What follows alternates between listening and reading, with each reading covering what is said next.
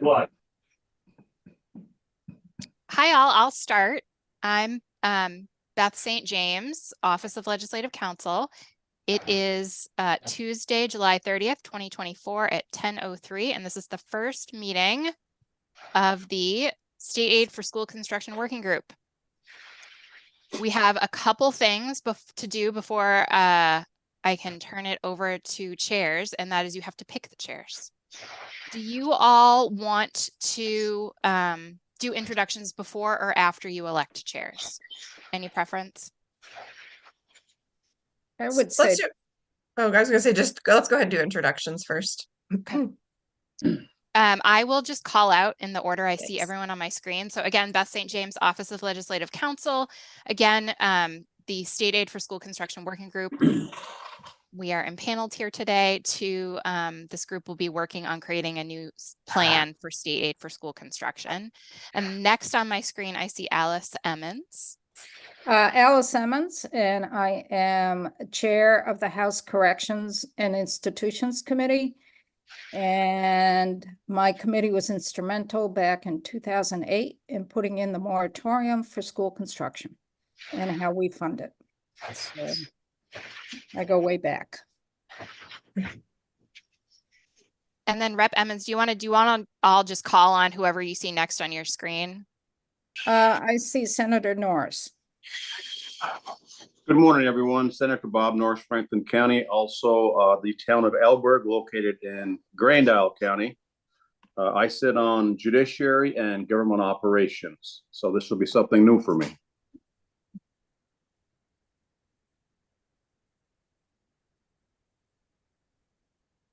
And then Senator Norris, I'll take over, I guess. Senator Weeks. Yeah, hey, good morning, everybody. Certainly a lot of familiar faces. Dave Weeks, representing Rutland County, member of the Senate Health and Welfare and Senate Education. Good morning. Representative Brady.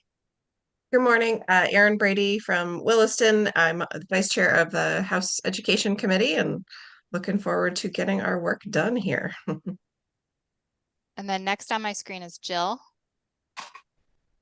Good morning, folks. Jill Briggs Campbell, Agency of Education, Director of Operations. And then I see Bob. Hello, everybody. Bob Donahue, Agency of Education, School Facilities Program Manager. Good to see you all again. And then I see Interim Secretary Saunders. Hi, good morning. I'm Zoe Saunders, Interim Secretary of Education. Jill Briggs Campbell will be my designee for this working group, but I wanted to join for your first meeting just to share some initial thoughts and considerations and also express my appreciation to this group for taking on this complex work. So thank you. And then I see Senator Gulick. Good morning, everybody. Senator Gulick, Vice Chair of Senate Education, and I am Clerk of the Health and Welfare Committee. I'm no stranger to school construction. I've been involved in it since probably 2016 when we were going to renovate our Burlington High School, which, ended up being a complete tear down, and we're in the midst of rebuilding. It's looking good for August of 2026, so we're very excited. But yeah, so this is something that I'm interested in. I was on the previous group, School Construction Task Force, so I'm happy to be here. I also have to be honest with you all that I am in a pretty interesting primary, so I'm quite busy for the next couple weeks, but I'm happy to be here. And then Representative Taylor. Hey everybody, Chris Taylor. I represent Milton. I'm on the House Education Committee, and I was also on the original School Construction Aid Task Force, and looking forward to hopefully coming up with some great ideas here and moving things forward. And I definitely am spotty on Wi-Fi, so I apologize. I'm going to do my best. Great, thank you. So your first order of business is to select 2 chairs. Subsection F in Section 4 of Act 149, which creates this working group, requires 1 chair from the House and 1 chair from the Senate. So why don't we open up nominations for the House chair first? Sure. I could nominate Representative Aaron Brady. Great. We don't need seconds. If someone wants to make a second, that's great. But are there any other nominations? Then I will close that nomination, and if there's no objection, we'll take a vote by voice. And then all in favor of Representative Brady serving as the House Chair, please say aye. Aye. And Representative Brady is now your House Chair. So I will also take nominations for your Senate Chair. Yeah, this is Senator Dave Weeks. I'd like to nominate Senator Martine Gulick to represent the Senate as co-chair. Great. Any other nominations for your Senate Chair? Okay, no objection. Then we'll take a voice vote. All those in favor of Senator Gulick serving as the Senate Chair, say aye. Aye. Aye. Great. You have elected your 2 chairs, and I am going to mute myself and take myself off camera, and I will be here, and the meeting is yours.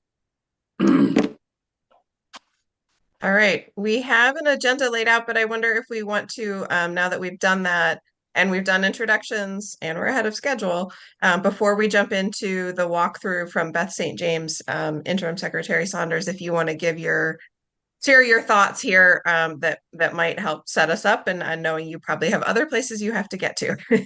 Oh, thank you for that. I appreciate it. As I said, I just wanted to join the first call to just express my appreciation to this group for taking on the important work. I have toured many schools across the state and recognized the challenge of deferred maintenance. Just in the past 2 weeks, I visited 2 schools that have very serious facility condition concerns, from Woodstock Union High School that is really contending with the challenge of their infrastructure, particularly their sewage system, and then North Country Union High School that has significant PCB issues on top of other facility challenges. So the aging, school infrastructure is a very real and present problem statewide. The issue is certainly compounded by current financial strains on our education system. I think promoting many to ask, how will we fund these needed improvements? So I believe the work of this committee will be really important and also very instructive to the Commission on the Future of Public Education, which is a committee that I sit on. So I just wanted to express my commitment to staying very closely coordinated with the work that you all are engaged in, so that I can help to relay your insights and recommendations back to the Commission, so that we can have coordination and alignment around these 2 bodies that I think are doing really important and timely work in our state. So thank you very much for what you're doing and the analysis that you're taking on to propose some solutions to address the needs we have across the state. So thank you.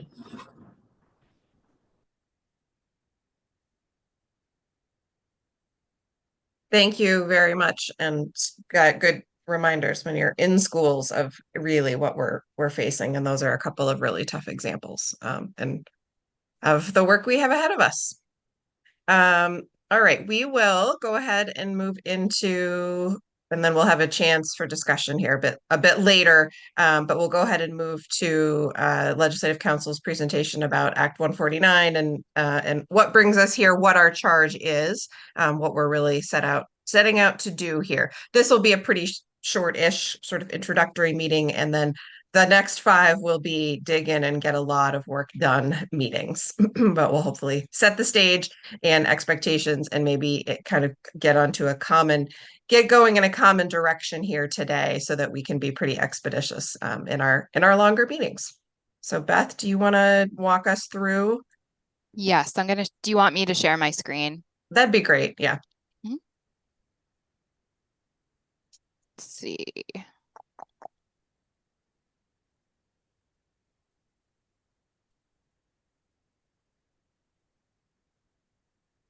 Okay, can you all see? It should just say section 4 at the very top. Do we all see that? Okay, great. So this is Beth St. James, Office of Legislative Counsel. It's a pleasure to work with you all.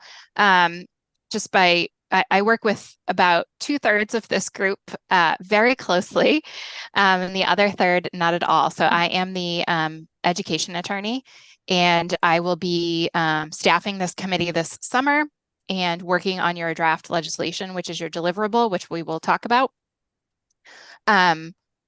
And we're going to walk through Section 4 of Act 149.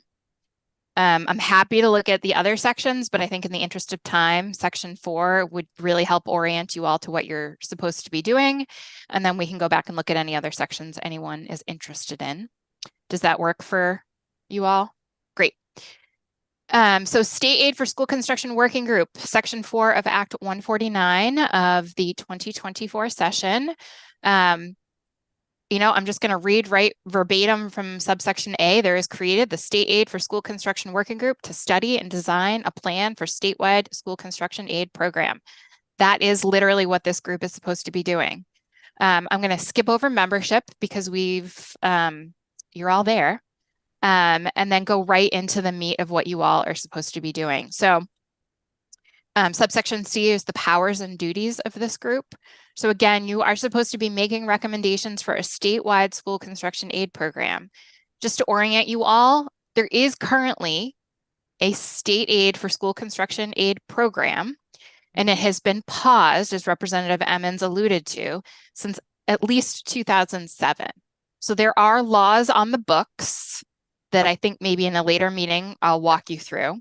But your charge is to take a look at that program, take a look at a bunch of topics that we're going to walk through right now, and make a proposal for what the State Aid for School Construction program should look like going forward. And you should be working on the recommendations contained in the report of this construction aid task force from last summer, which Representative Taylor and Senator Weeks and Jill and Bob all worked on last summer. So what subsection C does and lays out your powers and duties is there's a bunch of topics, and then each topic is further refined, some of them far more detailed than others. But I think for the purposes of this walkthrough, what I'd like to do is just mention the topic, and then if you want me to do a deeper dive into what that means, I'm happy to do that. But I suspect you will be, as we work on these topics, taking a deeper dive into some of the requirements in Act 141 based on where you want to go. So the first topic that this working group is tasked with making recommendations for is governance. So you are required to study other state governance models for school construction aid programs, and then make recommendations for how a state aid for school construction aid program should be governed in Vermont. And those recommendations should include staffing levels and a stable appropriation for the funding of the governance structure itself. So that's different than the funding of school construction. I see Senator Weeks just unmuted himself. Do you have a question? Yeah, I do. I'm sure at some point there's an appropriate point to have the conversation about the education committees versus the institution committees and that form of governance. And I welcome that because, I'm not looking for, to make a policy statement, but certainly that's germane to this whole conversation. That's the only add-on I wanted to make. And I would second that. Because governance could be something internal to the legislative process, or it could be external. The governance right now is a combination of state statute as well as standards that have been developed in the past by the State Board of Education. And then the funding mechanisms was not for the governance per se, but for the actual dollars back to our communities for the construction project. Yes, and I see Jill's hand raised, and I'm going to steal her thunder a little bit so that we can get through this walkthrough. And Jill can correct me if I'm wrong, but I think you both point out excellent points. Where does this subject matter live? Who has jurisdiction over this subject matter? You all get to make recommendations for that. So what this subsection A is meant to capture is you are tasked with making recommendations for the governance of the school construction program. There are some states that have kind of standalone bodies, like the Green Mountain Care Board, that provide that governance structure. And so if that were to be your recommendation to create a commission that lives in state government somewhere in the executive branch to govern the state aid for school construction program, then your recommendation would need to include staffing levels and a stable appropriation to fund that governance structure. If you don't go that route, right? If it's just that AOE needs to include every year an appropriation in their annual appropriations requests, then perhaps a staffing level is not, or an appropriation for the governance structure, maybe that doesn't make, maybe that's not as high a priority as staffing and funding a standalone committee, right? This is all what you all have to decide. And I think there are states that do things very differently. So I would encourage you as we walk through these things, if you have background in one of these topics from how the current program works or how it used to work, hang on to that, because that may be where you go, but you also may go in a completely different direction and you get to decide that. Does that make sense to everyone?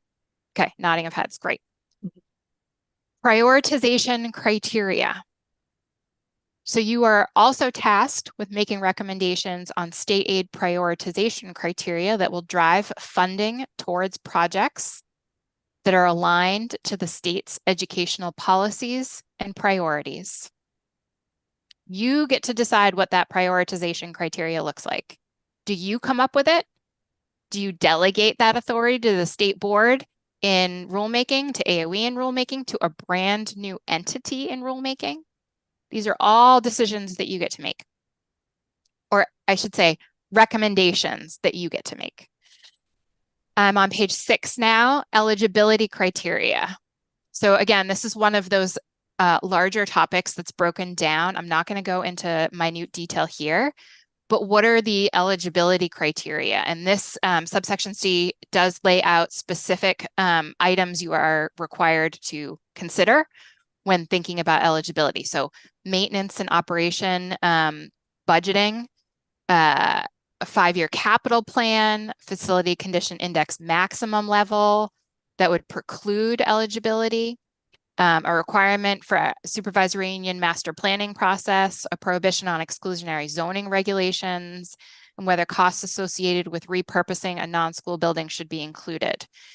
I think what we have coming up, one of the things I would recommend you ask me to do is to just go through a very basic primer of our kind of governance structures in the education system in general. So when we're throwing around the term supervisory union school district, we all have the same base understanding of what that will be. And so maybe that's something I can do for you next time, because you'll see different terms here used, supervisory union and school district, and those are two very different things, and they have two very different powers. So it'll be important as you're creating your program that you understand the difference between them.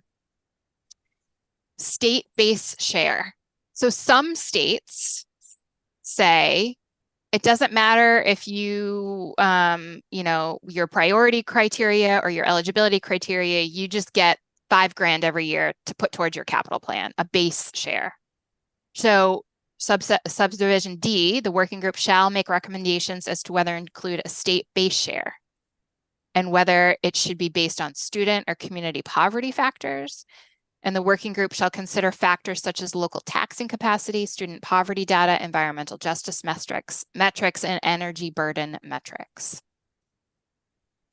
Incentives. Subdivision E requires you all to consider the use of incentives or state share bonuses that align with Vermont's educational priorities, with the goal of efficient and sustainable use of taxpayer-supported school construction aid to improve student learning environments and opportunities.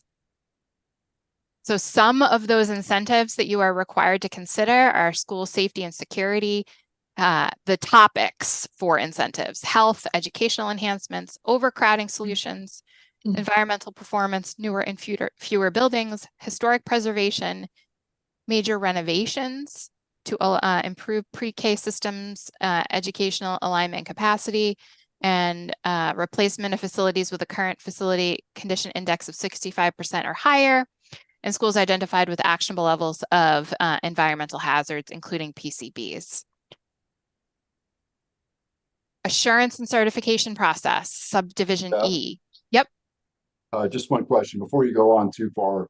I had a question on page 6, paragraph D at the bottom. At 40,000 feet, can you explain or somebody explain what are environmental justice metrics? That's a great question. That is not. Yeah, Beth, can I help with that? Sure. I was just going to punt, and I'm happy to give that to you, but also this would be a great opportunity for me to say, remind you all that I am your education attorney. And so I imagine that there may be members of my office that you would invite in at certain times other than me. And Jill, go right ahead. Sure. And there's a specific context to that phrasing. It was deliberately added to point out the specific context, and this is going to be part of Beth and her team, their work. 2 years ago, 2022, I believe, Act 154 was passed, and it's an environmental justice act that's overseen by the Agency of Natural Resources. However, it does name the Agency of Education as one of the agencies that must respond to whatever the requirements are of Act 154. And it includes what are called environmental justice benefits. This work is happening as we speak. Bob and I are engaged with it, but we wanted to signal that it would be really important for this working group as part of the, and Beth is going to get to this part later on, one of the kind of asks of this group is to look at existing statute and understand how it might impact a future school construction aid program, and Act 154 is one of those. So in answer to your question, Senator, environmental justice metric and benefit has not been defined, but as it currently exists in statute, the AOE would have to respond to whatever those metrics and recommendations and requirements are. So I think that it's really important that we take a really hard look at Act 154 and understand whether and how it could either be integrated into this work, or if we need to call out that there's a disconnect or a misalignment. More to come on that is what I would say, but we wanted to call it out because it's something that's floating out there that could have unintended impact and consequences here. Thank you, Jill. And we'll get further in, as we get further into this, you'll see that this working group is actually required to consult with certain state agencies, and ANR is one of them. So we've gone over incentives. You all get to figure out how the use of incentives should be worked into this program or not worked into this program. Subsection F, subdivision F's assurance and certification process. The working group is tasked with making recommendations for an assurance and certification process and is required to consider at a minimum a district's commitment to adequate funding for ongoing maintenance and operations of any state-funded improvements, a district's assurance that it will provide adequate training for facilities and custodial staff to properly operate and maintain systems, a district to complete a full commissioning process as a requirement to receive state funds at the end of the project, and a clerk of the works throughout the lifespan of the project. The working group shall also consider whether the assurance and certification process shall be eligible for state, so the assurance and certification process itself, whether that shall be eligible for state funding support, is whether a preferred vendor list for the commissioning process and clerk of the works is advisable. Subdivision G, environmental hazards and contaminants. The working group shall make recommendations to approach environmental hazards and contaminants in a comprehensive manner, incorporating existing programs into the school construction aid program where possible. Pre-program construction aid, subdivision H. you all need to make recommendations and consider and make recommendations to what extent state aid should be made available to school districts that begin construction prior to the establishment or renewal of a state aid construction aid program. Subdivision I. Oh, was there a question? Mm-mm. No, okay. We've been there Subdivision. before. Yes. Well, you're back there again. Yes. This is a lot. This is a lot of work, and there have been decisions on this made in the past, and I keep reiterating that the whole point of this group is that you get to decide how we go forward. So current law, great. This is a great segue. So you're required to review state statutes and State Board of Education rules that concern or impact school construction and make recommendations for any amendments necessary to align with the working group's proposed construction aid program.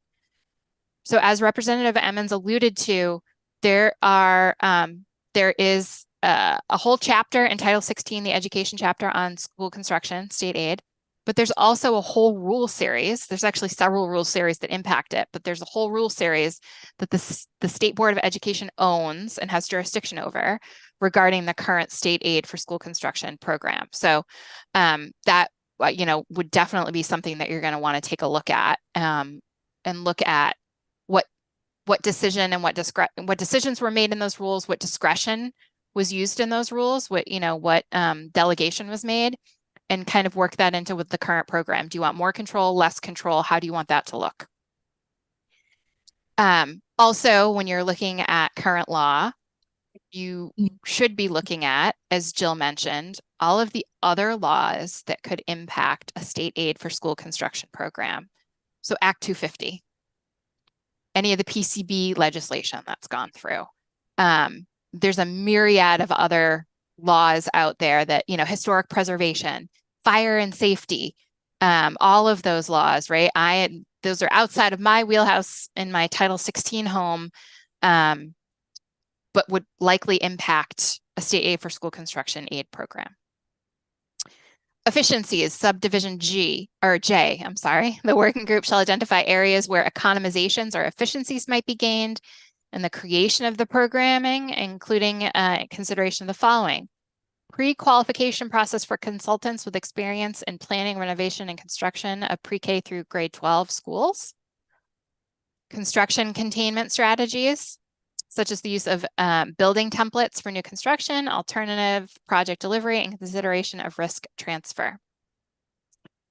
Fiscal modeling, subdivision K, the working group shall align the proposed construction aid program with fiscal modeling produced by the Joint Fiscal Office. School construction planning guide, subdivision L, the working group shall review the Vermont School Construction Planning Guide and make recommendations for any amendments necessary to align with your recommendations. Senator Weeks, excellent use of the hand. I'm learning. Yeah, I'm just curious if we could be forwarded a copy or a link to this school construction planning guide. I'm not familiar with that at all. Jill, is that something that your agency owns? Yeah, we can forward a copy. Absolutely. Thank you. Population, so I'm on subdivision M, population considerations. The working group shall consider and make recommendations as to whether, and if so, how the unique needs of different populations shall be taken into account in developing a statewide school construction aid program, including the following populations: elementary students, high school students, supervisory unions with low population density, and any other population the working group deems relevant to its work and recommendations. Grant opportunities, subdivision N, the working group shall consider and make recommendations as to whether, and if so, how state and federal grant opportunities shall impact the working group's proposed construction aid program. O, utilization of renewable energy. You all have to make recommendations that approach the utilization of renewable energy in a comprehensive manner, incorporating existing programs and laws into the school construction aid program where possible. That's a great hook to that looking at current laws requirement. And then my personal favorite, subdivision P, anything else you think is relevant to your work, which is a given, but it's nice for me to put that into a working group so I don't have to keep answering the same question every time. Can we look at this? Can we look at this? Yes, you can. Senator Gulick. Thank you, Beth St. James. I know you're used to being having me interrupt you with questions, so this is nothing new. Just curious if there is a clear line drawn between the work we're doing and the work of the Commission on the Future of Public Education, which also seems to be tasked with looking at, you know, cost saving measures and so on and so forth. So if that can't be answered right away, it's just something that I guess I'd like to dig into a little at some point. Thanks. I think from a legal perspective, no. I drafted both pieces of legislation, so I can conclusively say there is no sentence in either bill, in the Yield Bill or in Act 149, that says Commission on Future Public Education, you are not allowed to look at school construction topics and school construction aid working group. You have to work jointly with the commission. Actually, that's not true. I believe there might be a requirement in the commission on the future public education to work with the school construction aid working group, but there is nothing that defines decision making. And so I think you've highlighted, Senator Gulick, a great point for discussion and for you all to work on with your colleagues on that commission. Senator Weeks. Yeah, just a quick question on the commission. I went online over the past several days looking for the composition of the commission, the meeting schedules, and I didn't find anything. I'm just curious if you know where they are in their cycle. Have they started? Are they, or what have you? Yes, I am not staffing the commission, but they have met. They've had one meeting, and they've had a meeting of the steering group. And I believe the Agency of Education is facilitating the group. And so I believe their website lives on the Agency of Education's website. I'd be happy to forward you a copy of that, but I want to defer to the agency on disseminating that information since they are staffing it. But they have begun work. We'll put the link in the chat so everyone has awareness. So Senator, this is one of those ones where AOE is tasked with managing all of the scheduling and all of that. So all of that is going to live on the AOE website. We're happy to send the link. Julie, if I may. I was going to say, Secretary Saunders is here too, and she's on the steering. Hi, yes. So I sit on both the commission and the steering committee. So the commission has met, and the steering committee met for the first time last week. The steering committee will be meeting again on Monday. And I just wanted to share that as part of our conversation in the steering committee, we did reference this working group and the intention of being coordinated in our efforts. The steering committee will stand up a subcommittee on education finance, where I think there'll be a lot of intersection between the work that you're exploring and that committee. So we will continue to stay coordinated and be intentional around creating a feedback loop to this working group.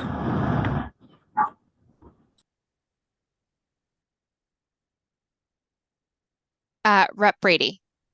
In this list, shall consult is like you have to consult with every single thing listed here. Can you expand on that at all? What does that mean? Does that, I mean, we only have 5 meetings after this, theoretically. That could consume a lot of them. How should we interpret this? Can I pause on that question and just 2 things. One, I want to acknowledge that I am not chair. And so I have been calling on everyone who raises their hand just for ease, but I just want to acknowledge my role. Sure. I do not want to overstep the chair's authority. So if you'd like me to keep doing that, just for ease, for all on Zoom, happy to. You know I love control. But I also just, if you want to take that over, I don't mean to step on your toes. While you're presenting, why don't you great. keep so that you can monitor who's, but then yes, I will. Great. Okay. I will do my job.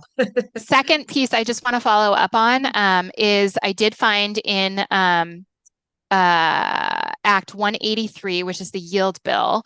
So the Commission on the Future of Public Education in Vermont is required to make recommendations on, let's see, make recommendations that take into account and build upon the recommendations of the State Aid to School Construction Working Group.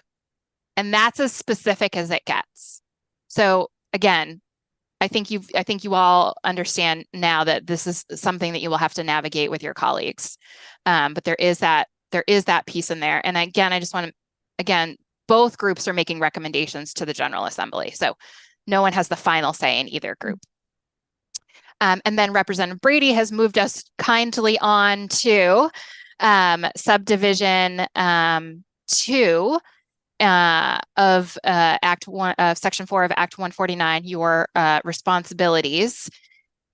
You are required to consult with the following entities. I think it's up to you on what that means. So it does not say you have to take testimony from. It doesn't say it has to be live testimony. It doesn't say that it really doesn't spell out how you consult with. But I don't breathe life. I don't breathe legislative intent into legislation. That is for you all to do. But I believe the intent behind this was so that you had a list to work from of all of the groups that had knowledge on some of the laws or topics that are impacting the program that you are creating and the big topics that we just walked through. So Agency of Education, ANR, Department of Public Safety and Division of Fire Safety, Natural Resources Board, Agency of Commerce, Community Development, Division of Historic Preservation, U.S. Department of Education, U.S. Department of Agricultural Rural Development, School Boards Association, Superintendents Association, Principals Association, NEA, the Vermont Bond Bank, the Vermont Legal Aid Disability Law Project, the Department of Disabilities, Aging, and Independent Living, the Deaf, Hard of Hearing, and Deafblind Services Division, Vermont's Congressional Delegation, and again, my favorite, anyone else you think would be relevant to the work that you all are doing. Some of these folks are going to bring different things, right? So I believe the Natural Resources Board has jurisdiction over Act 250. The U.S. Department of Education may have a handle on grants that are available. The Disability Aid Law Project may have some insight on accessibility for you all, right? So I believe this list was created to kind of give you a starting point, but also it uses the term shall. So it will be for you all to figure out what that means, what that looks like. Assistance, subsection D. You all have the administrative, technical, and legal assistance of the Agency of Education, my office, the Office of Legislative Counsel, the Joint Fiscal Office, and the Office of Legislative Operations. I will be your point person for the foreseeable future for Leg Counsel, but I can imagine that you may have questions that I am not the best person in my office to answer, and I'll work to get those answers for you. But I will also just remind you of Leg Counsel's limitations sometimes on applying the law to current scenarios, right? So we can tell you what the law is, we can tell you kind of the pitfalls, but the agencies that we just walked through above may also be a great place for you to look for advice or insight into current laws or recent legislation and how it might impact a project. So I'm just making that plug there. You're not writing a report. Yay. You're tasked with developing proposed legislation. So your recommendations will come in the form of proposed legislation. And that legislation would be, it doesn't say anything about introduction. Theoretically, one of you would be introducing that bill, or two of you, House and Senate versions, and then the legislation would move forward. It could be picked up as a committee bill. We can talk about all of those logistics as we move forward, but you are not required to write a report. I will be working with you on proposed legislation. Meetings. You've already checked this box, so I needed to call the first meeting of the working group to occur on or before August 1st. Done. You've selected your co-chairs. A majority of you all constitute a quorum, and you will cease to exist on December 31st, 2024. You are entitled to compensation and reimbursement for not more than 6 meetings. Any additional meetings would need to be jointly authorized by the Speaker of the House and the pro tem. And then even then, you're up to a max of 10 meetings. And that is the working group. So I've just outlined your large charge. And we can go back into this and look at, as you are considering each different topic, we can go back in and look at the specific, language line by line if you're concerned about not meeting it or not, being clear on what you are being asked to do in any particular topic. But again, your charge is in Act 149, Section 4. It lives on your website now, so it's easy to find and navigate to. And I will turn it back over to the chairs unless there are any questions on just this act itself. Great. All right, thank you so much. We are ahead of schedule and have time for committee discussion now, but before we have more open discussion, Jill and Bob from AOE are going to give us a little bit more grounding as well. A lot of people have a lot of the history here, but particularly around the facilities index and kind of where we stand right now.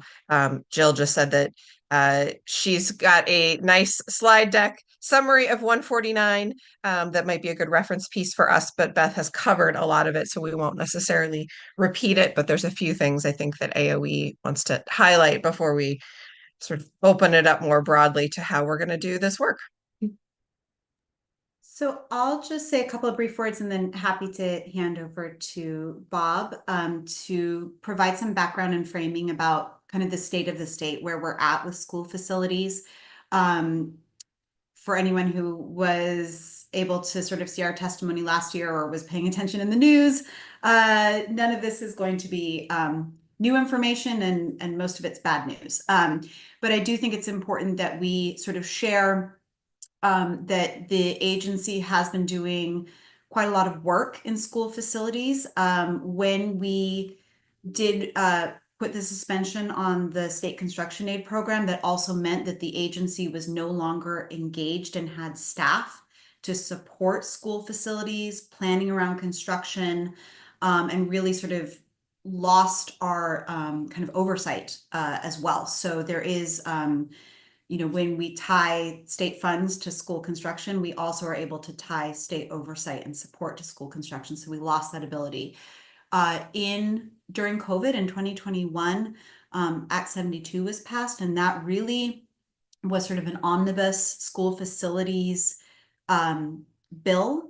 And it was really, if you look at it, there's a lot going on in that bill, but really the intention was to collect information about sort of the state of school facilities, to begin to set some standards around school facilities directors and managers, things like 5-year capital planning, really with the intention that if we did restart state construction aid, that we would have a stronger foundation, with this idea that there would be stronger stewardship of these tax dollars, these state dollars going out into the field. And so to support that work, the agency hired Bob Donahue, who's been with us for just over a year, and I'm going to editorialize here, is worth his weight in gold. Wonderful expert that we're able to bring into the agency to support this work, but also bring technical expertise and experience to support this school. And he's out in the field and he's working with schools all the time. So Bob is going to present, this is a presentation that we gave to House Education and Senate early on last year, and it's sort of an update on the work that's been done, and critically, the outcome of our statewide school facilities assessment. I will, just for context, because a lot of times Bob and I are talking to other states and we are always feeling like we are behind the ball, right? We're years behind other states. And in a lot of ways, that's true. However, most of them have not done a statewide facilities assessment. So in this one case, we're actually ahead of many other states in that we have this like point in time. It's not perfect. Bob will tell you all the asterisks and caveats that go with this information, but we actually do have this sort of baseline snapshot of where we are that can help to drive and inform our decision making. So in that sense, we are ahead of the game, and I want to pat us collectively on the back for having done that work. So with that, I'd like to hand it over to my colleague, Bob Donahue, and he will, or Annie will share screen and he'll walk us through the results of our facilities assessment. And then also just briefly, some of the other work that we are doing to, again, sort of shore up the foundation so that moving forward, we can have some stronger confidence in the stewardship of these dollars. All right, thank you, Jill. Jill, if you just talked another 10 minutes, you would have done my presentation. So thank you for that. That was a great segue into this here. So I will pull up the slideshow Jill was referencing. And do you see that? You do. Okay. Now this is a little different than what I'm used to on Teams. You guys see all of the PowerPoint periphery? Yeah. How do I get that one off in Zoom? This is why I was going to have Annie share my slide deck, Bob, because I can never do this in Zoom. Yeah. On the bottom right, there's going to be an icon that kind of looks like you're pulling down a projector screen. Yeah. Go ahead and click that. Click. Oh, you're a genius. All right. Super. Is that good for you all? All right, good. Great. Okay, well then, Jill did an awesome job introducing this whole topic, but Act 72 is all about, let's establish what's the state of the school portfolio buildings in Vermont. And so the state of Vermont went into contract with BVTA, Bureau Veritas, to do a statewide school facilities assessment. And the ensuing slides that come here are going to be all of that. And I know it's going to be like drinking from a fire hose, and there's a lot of data that's behind all these slides and could be the basis for many in-depth conversations. But we'll hit all the highlights, and then we can take questions in the time that we have remaining to try and address anything that I may have left out. So as Jill said, in 2007, and as Beth said, 2007, state school aid construction was suspended. I would think primarily because of a lack of funding to keep a sustainable program going. And as we could all imagine, no different than with our cars or our houses at home, if you don't address the maintenance issues on a regular basis, you soon have a lemon that's produced, and that the decision becomes, do you invest any money into fixing it, or is it so far gone that you need to really look at something new? And so I think the spirit of doing this whole assessment was to say, what is the real picture of our buildings because of a suspended school construction program for such a lengthy time? So with Act 72, we then had the mandate to go out and do the school facilities assessment. And what has been a point of contention through the school facilities assessment process is that quite a few schools before this requirement were already engaging in pretty intense capital planning for their facilities. And so they were looking to do construction projects knowing that there was nothing coming from the state. And so they hired architectural and engineering firms to do their facilities assessment. And it was at a much deeper level than what we did at our state level. And because they're looking to go to a detailed design level where they can get pretty solid estimates for construction, so that when they go to bond, they can pretty much assure the taxpayers that the dollar value that they're presenting is going to be reflective of the cost that is going to be real. For our level at the state, we're not interested in that depth of detail. We're interested in it. But in order to fund that kind of detail for all of the SUs in the state, there wouldn't have been enough money to do that. So you take a compromise and you say, well, let's just get a general feeling of each individual's school's status.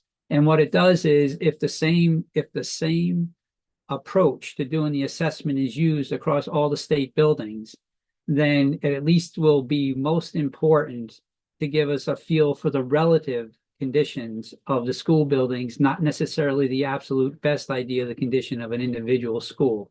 So we'll get a bell curve of some sort of school health, and there'll be the real high-end ones, which have recently done renovations. There'll be the low end who've never done renovations. And then there's the middle of the pack where a lot of our schools fall. And so this is going to give the state an eye into the portfolio to see relatively where does it make the most sense to be spending our monies. So typically what was done with all the school facility assessments that we did in Vermont, we took a look at 15 systems, and those systems are basically comprised of everything that you see when you go into the school. It's the roofing, the building facade, the windows, the flooring, the heating plant, plumbing, fire suppression, fire alarms, HVAC systems, and all the subcomponents of those. So when we talk about doing this walkthrough, that's what the assessors are actually looking at. And then the data that we generate from all of this information was used to inform the school construction task group that 4 of you were involved with last year. And this data now is going to continue to inform going forward with the construction working group. It's also, though, going to inform all of the schools because we have use of all the data in perpetuity through an asset calc database by BVTA. And all of the information that's been generated isn't just a one-shot generation of data that then goes into a printed report and sits on a shelf. This data now will be what we are going to use and are currently working on for a public-facing dashboard. Ultimately, this data will also be reachable by every supervisory union, and they will update it as they make capital improvements, and it'll become a living database from which the school districts can then pull the data to help generate their capital improvement plans, which was another mandate of Act 72. So it kind of has a future look to it, and all of the elements of Act 72 are woven in not just to the facilities assessment work itself, but then the information that it generated is going to then help us feed into the other requirements of capital renewal and capital planning through the 5-year capital plan. So there are a bunch of buildings that were covered. They went through, it's even a little bit more. Since this slide, we had missed a few of the school districts, a couple of the buildings in the Interstate District in New Hampshire over near Norwich. So the actual count of buildings has grown up to like 390 now. But they ended up going through 390 buildings and doing this walkthrough assessment that, depending on the size of the school, could take a day or two to get through.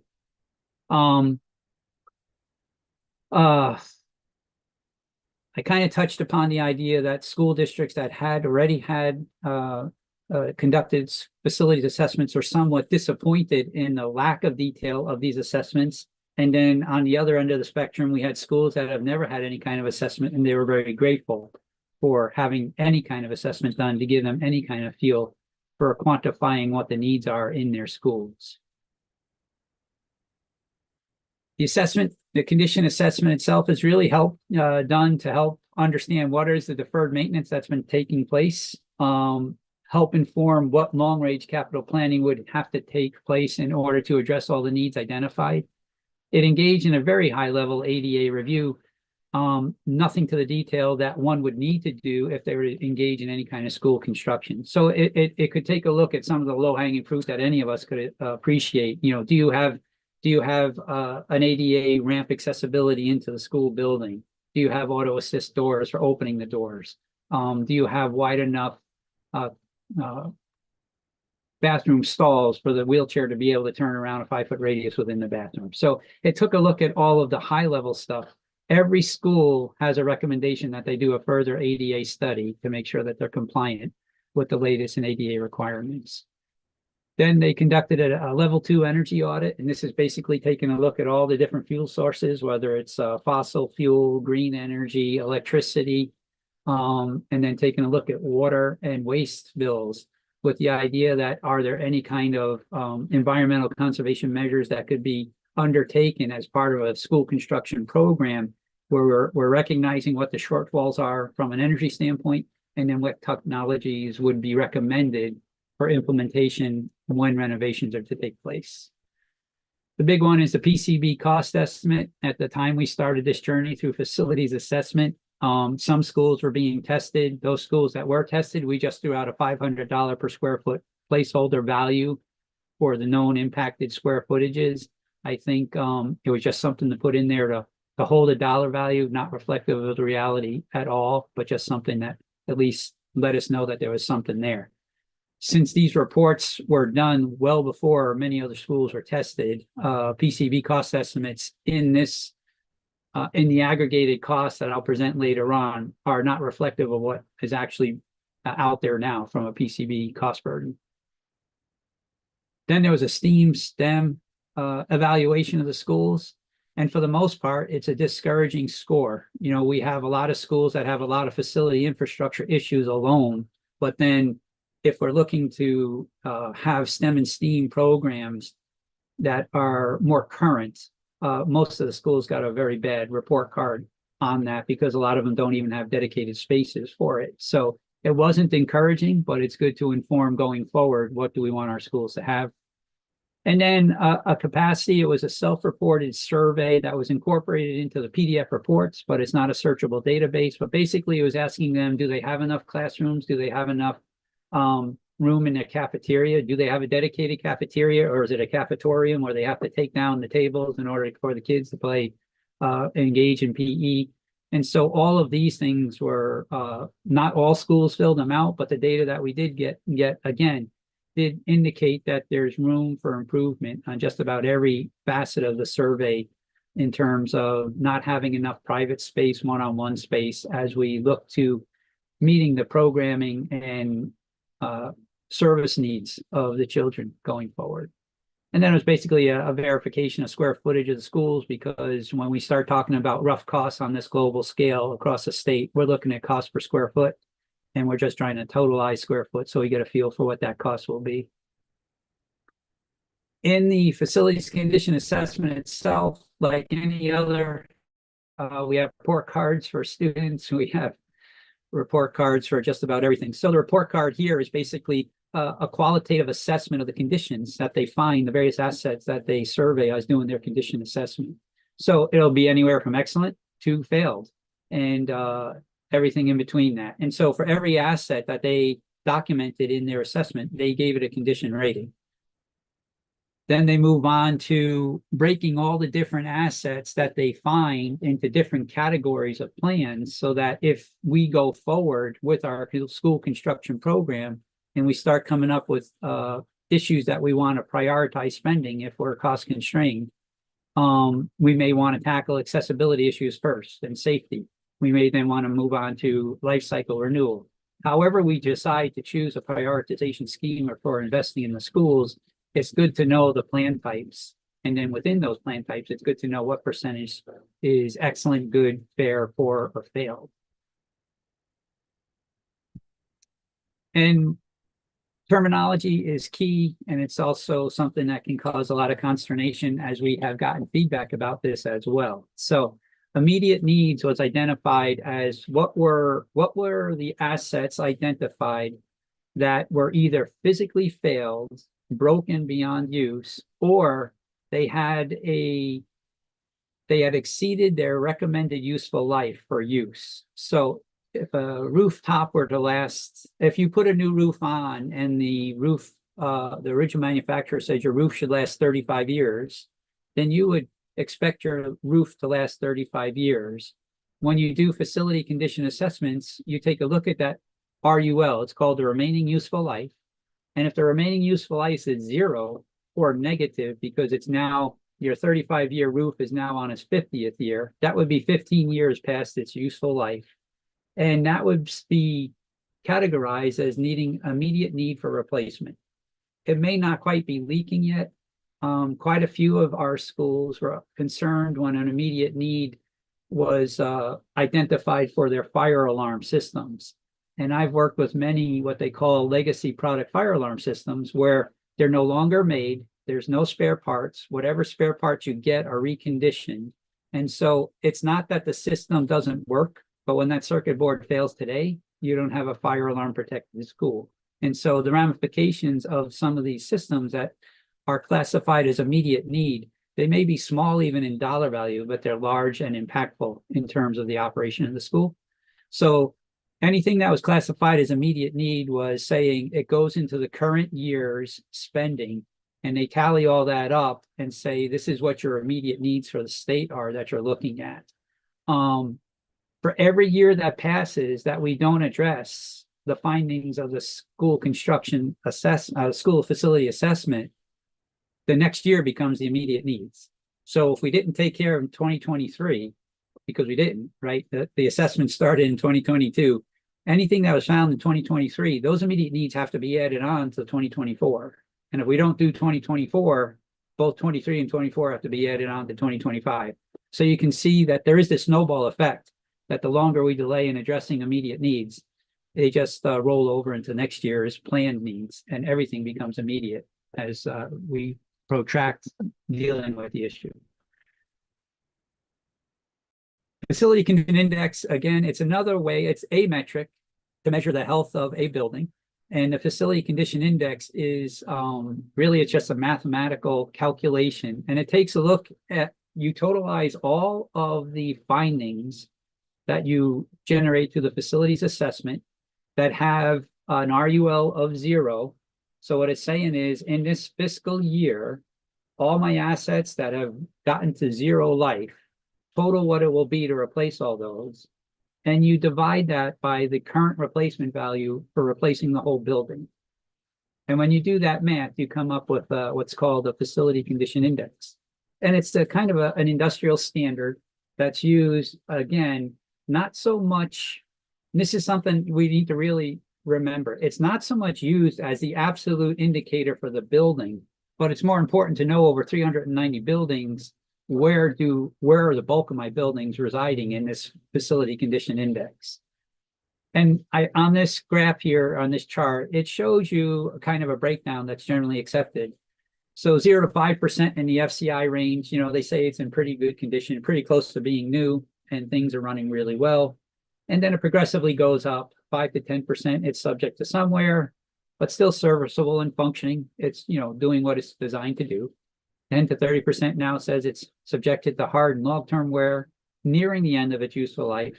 And then anything above 30%, they say it's exceeded its useful life and it's time to replace it. On the side of that range description, I just gave you the breakdown of where the percent of our schools are for each one of those categories. And so you can see the tail ends always have the smallest amount in the bell curve. And we have a large amount, though, in that 10 to 30%. And that's the really concerning part, because when we look about a protracted time for doing school construction, everybody's that's in the 10 to 30%, if they're at the end of the line, those buildings are just going to start becoming at that 30% and above. And that's the concerning part. A sustainable funding model has to be derived so that we can address the large percentage of schools that are in this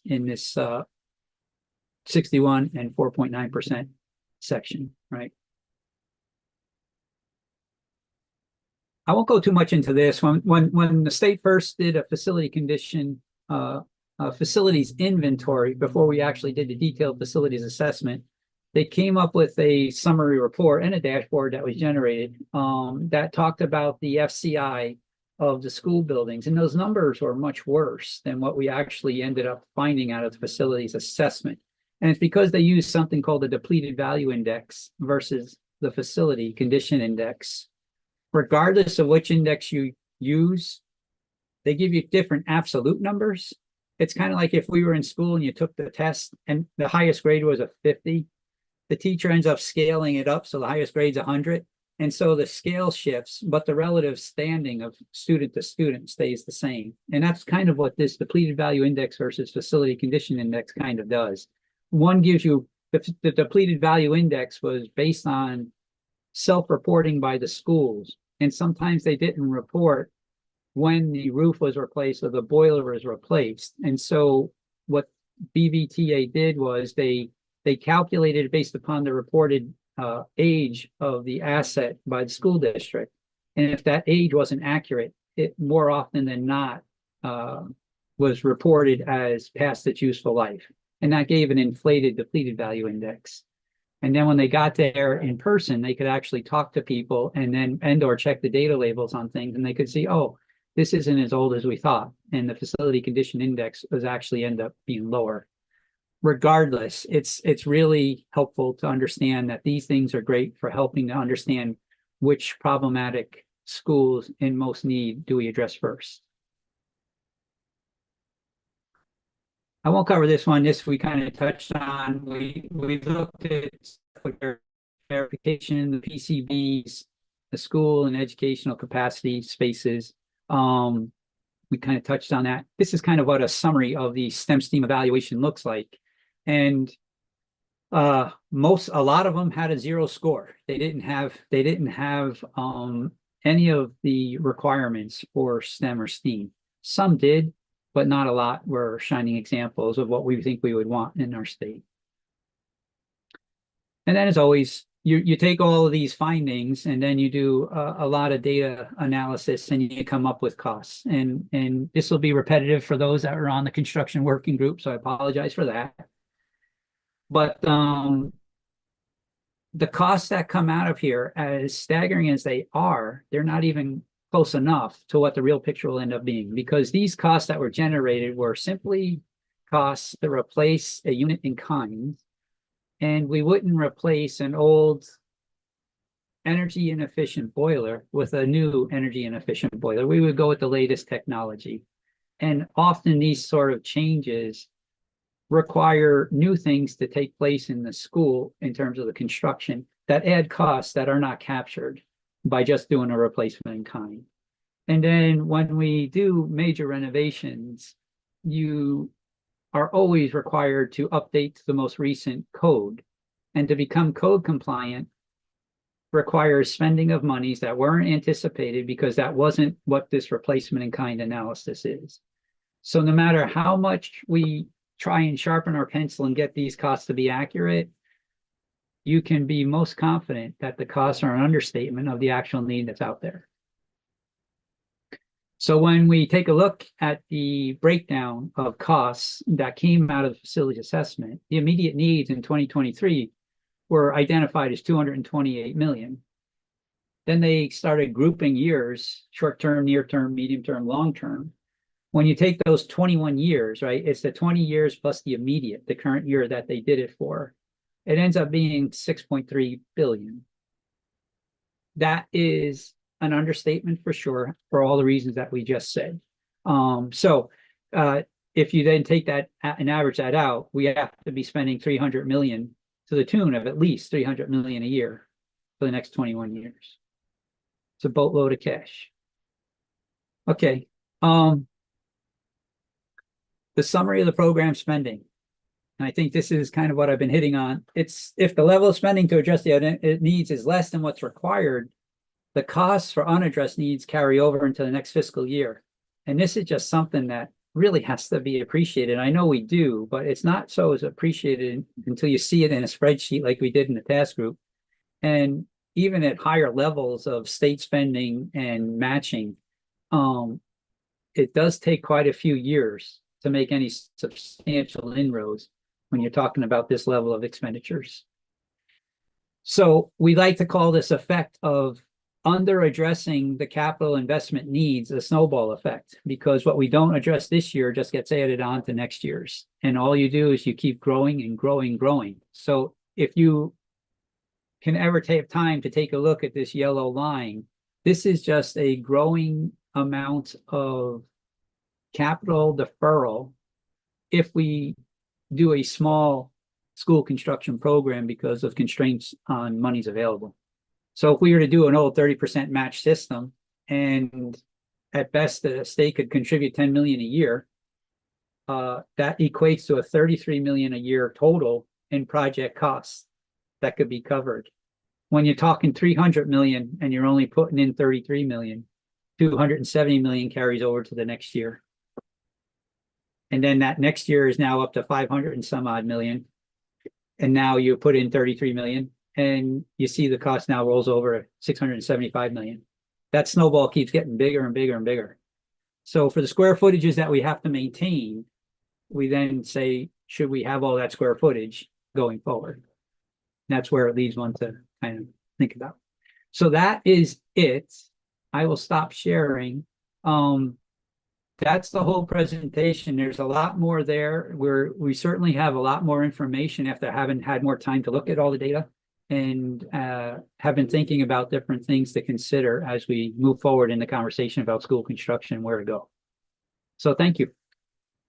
Thank you so much, Bob. And I already see Representative Emmons' hand up as we all sink deeper into our chair with that grim reality. Thank you, Bob. And, I really appreciate that last slide about the snowball effect. That's exactly what got us in trouble back into the years, early 2000s, and then the 2007 era.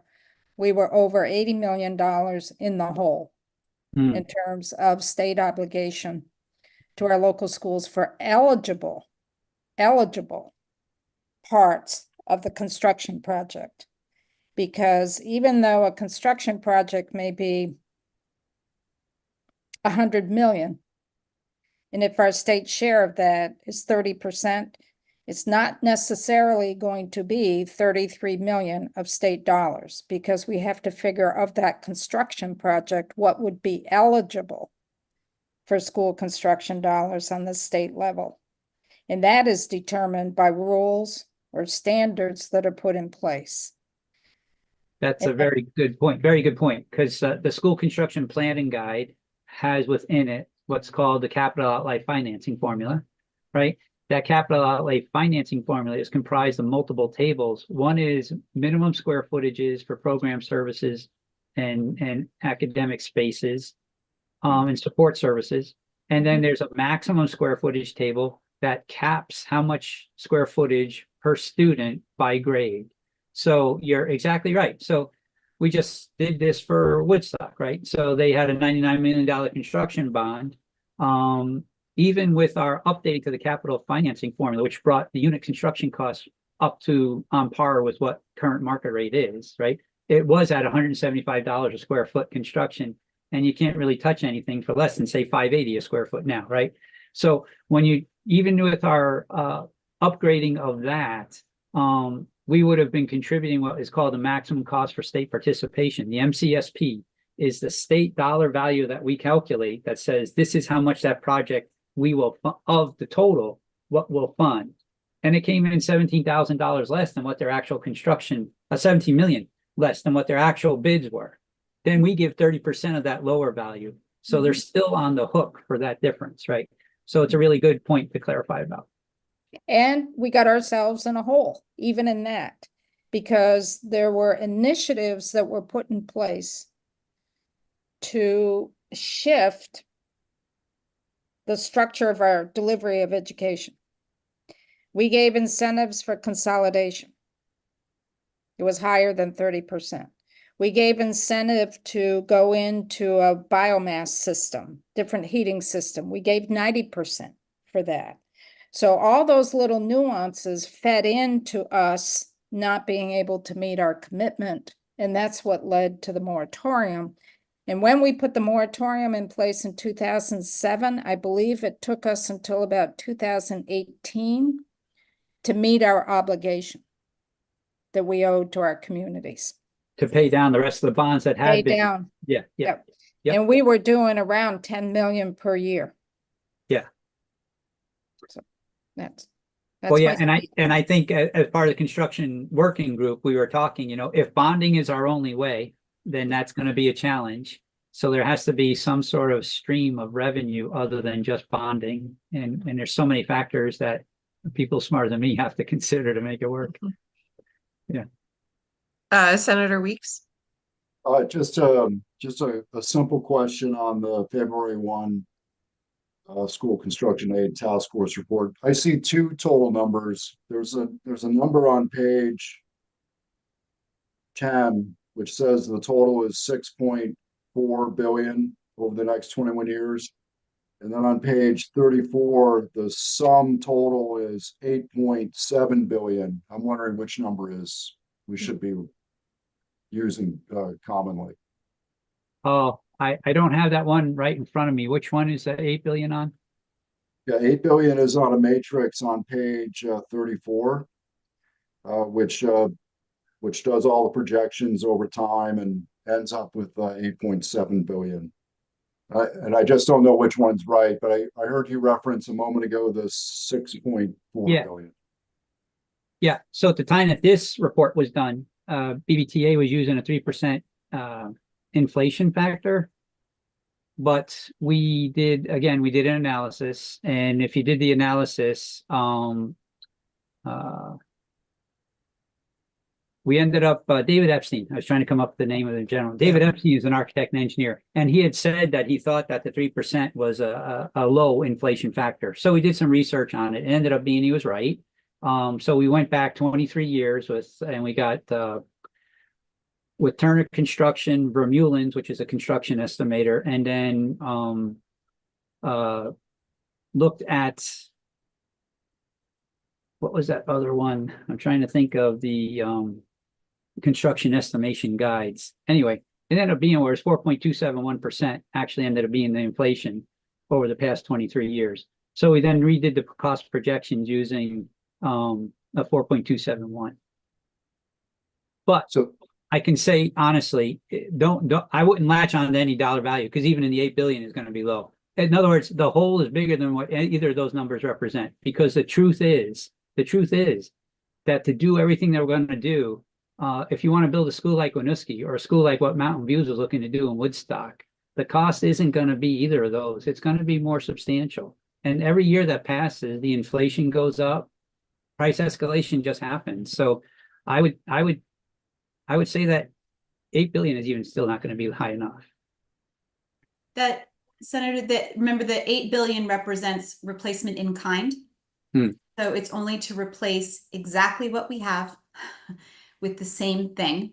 And also, as Bob is very fond of reminding me, anytime you engage in, say, a roof replacement or an HVAC replacement, you are going to uncover unexpected, toadstools and unexpected costs. So I would agree that we shouldn't latch on to any specific number and say, that's the number that we've got to grapple with. I think it's more to give us a sense of how deep of a hole are we in. And I think the answer that we all came up with in the construction task force is we are in too deep of a hole to ever try to replace in kind. We will never be able to spend $330 million or $400 million or $100 million a year for the next 22 years.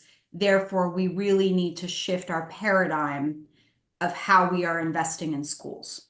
So I think that was sort of it's that sticker shock, but it's really the we need to frame our approach in light of the idea that we cannot achieve that replacement in kind.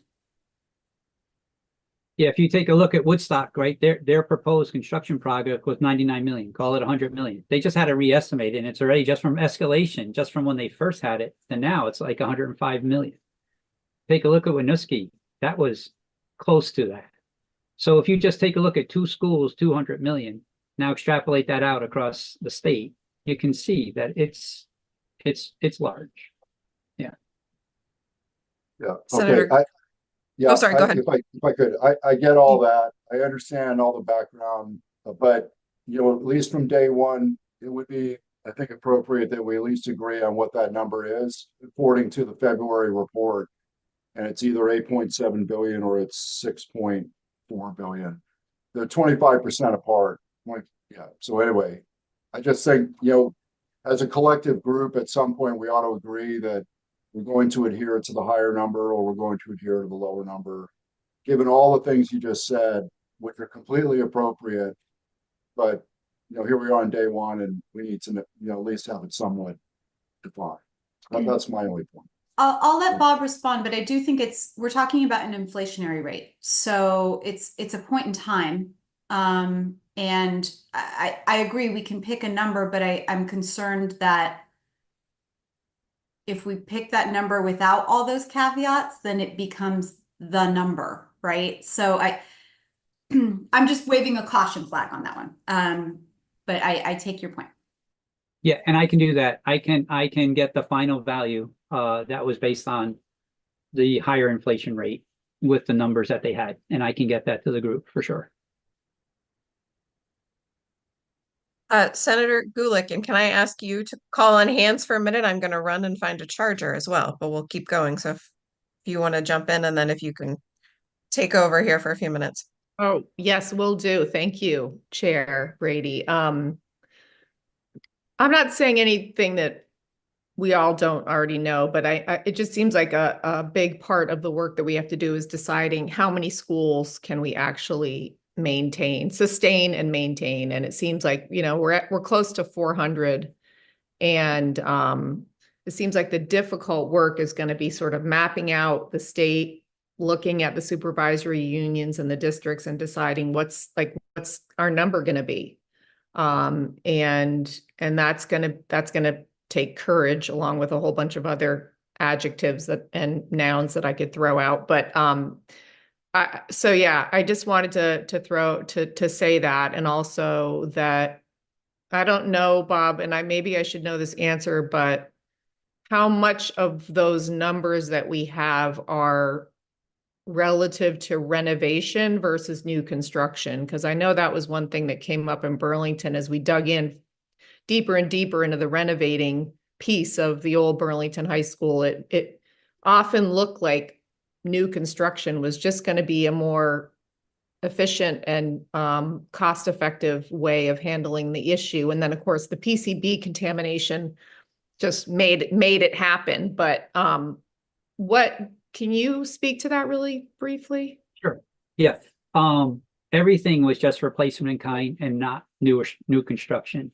And I'll use Mountain Views again, Woodstock High School, because Zoe, Jill, and I were just out there last week. And they have a whole locker room of showers. It's the common shower room area where the shower heads are on the wall. There was only one out of like 12 that was functional because all the pipes are so corroded in the wall. They capped them rather than repair them because you would have to cut out all the block to get to the pipe. So if you're going to do a renovation and you have to demo the wall to get to it, at that point you say, why not demo the whole bloody thing and let's renovate, do new, right? So this is a matter of opinion. And I guess it's, if you talk to anybody who's done the renovations and tried to phase it by occupying the school while you're doing a construction, it's so disruptive in many ways. It's not cost effective. And it usually, I think, what was it, Jill? I think Winooski said it was a 7% price differential between doing new and doing the phase renovations that they ended up doing, right? And that hindsight's pretty wonderful, right? And I think Woodstock is going through that. They have gone through that. What would it take to build a whole new one and then demo the old school once they move into the new one?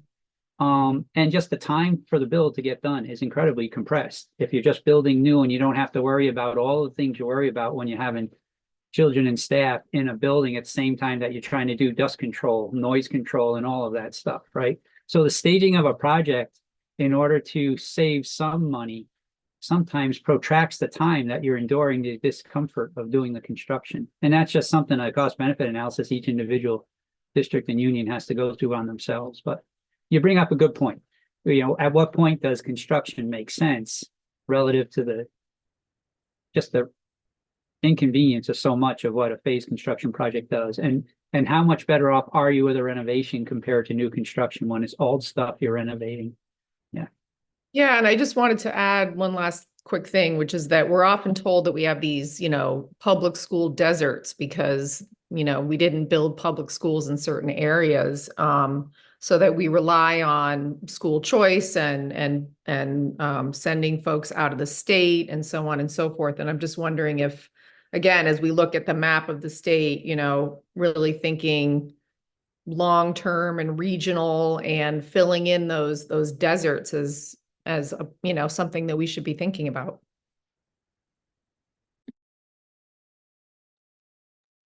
Jill, I saw your hand pop up Yep. too.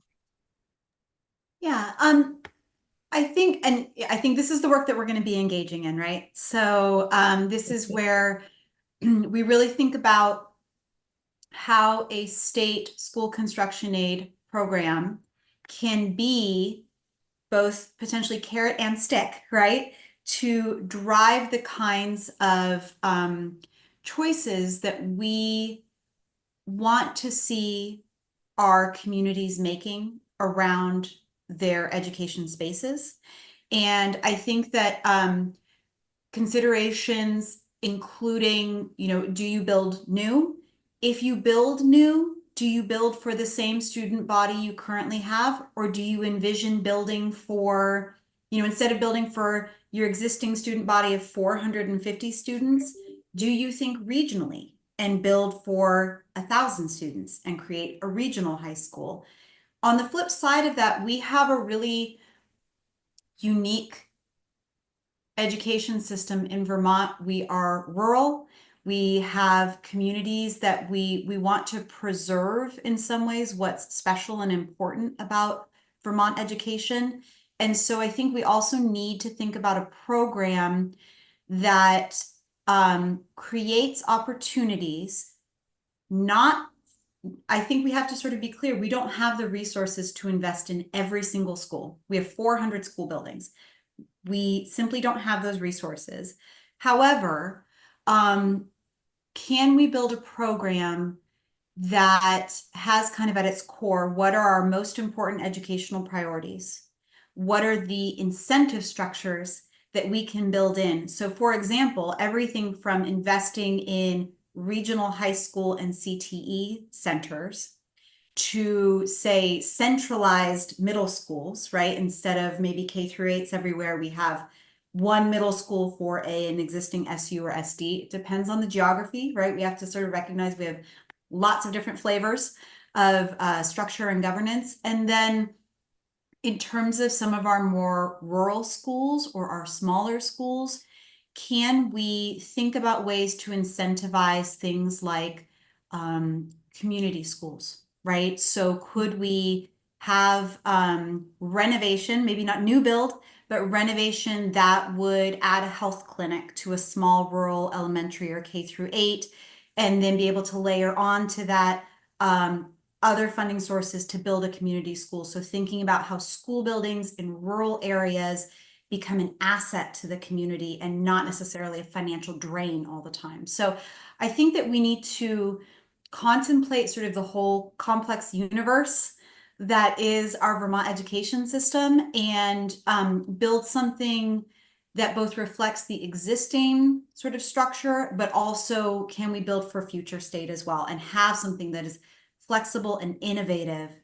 And I think that we can do that. And I think that collaboration, that really tight collaboration that's going to be happening between this group and the Education Commission and the kinds of like listen and learn work that Zoe and the Agency of Education are going to be doing. We have a lot of really interesting, complicated real world case studies that we can bring up and say, okay, how might a construction program support a Woodstock rebuild? And does it support that school exactly as is, or do we want a more regional focus?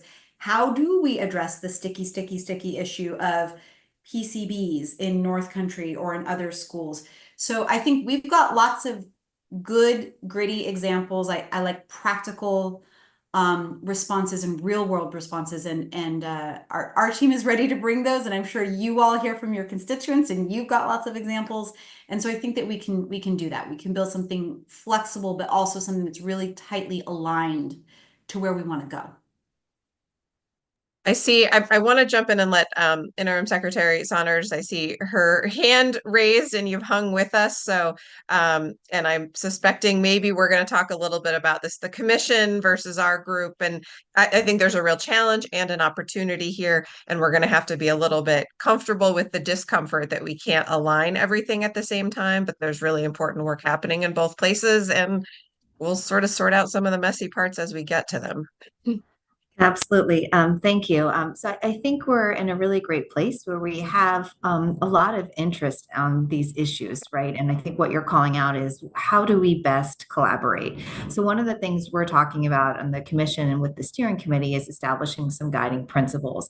And one of those was really thinking about how we leverage the existing work that is underway to really be able to kind of bring up that expertise and the data and the information to really inform all of our work.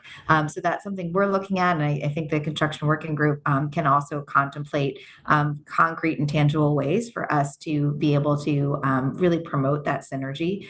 And, Jill really mentioned a lot of what I was already going to say. So Jill, you said everything really eloquently. I really just wanted to come back on and just offer that the Agency of Education is really committed to helping be supportive of creating this alignment where we can add value to that work. And so we are engaging in a listen and learn tour. And part of that is to do regional planning first with our education leaders and having that work informed by the data and also by some of the initial considerations that are coming up from the commission and from this construction working group. So just offer that as an opportunity for us to engage in deeper reflection at a regional level with our education leaders and looking at the, kind of data information comprehensively and really looking to break down those silos so we can triangulate the information in a way that's going to help us to get to those innovative solutions that Jill was calling out and really focus in on what the possibilities and opportunities are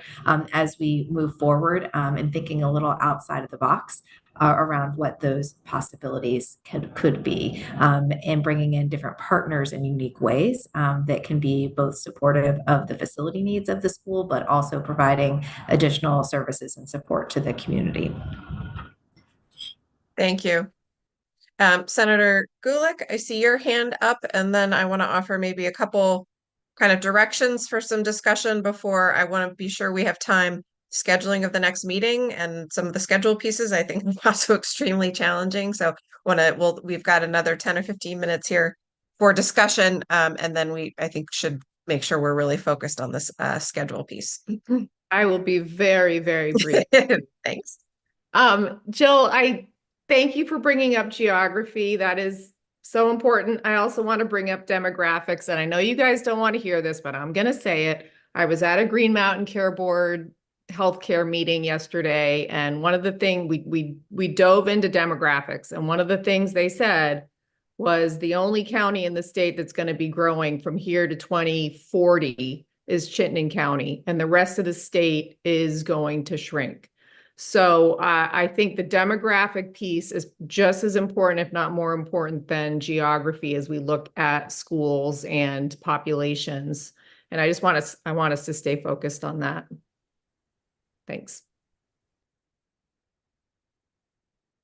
I see this as easily very overwhelming and daunting, but to me, the real sort of exciting, hopeful part of this work is that, I do think there's a bit of a collective moment here in some of what we've all been through, in some communities harder than others in the last year in passing budgets and even the legislative, the tension in the legislature. I think there is a collective focus in a way on what is our education system? What are we going to do moving forward? Because we do have enormous demographic challenges that maybe we should fight against, but we are not realistically, like climate change, going to turn back the clock.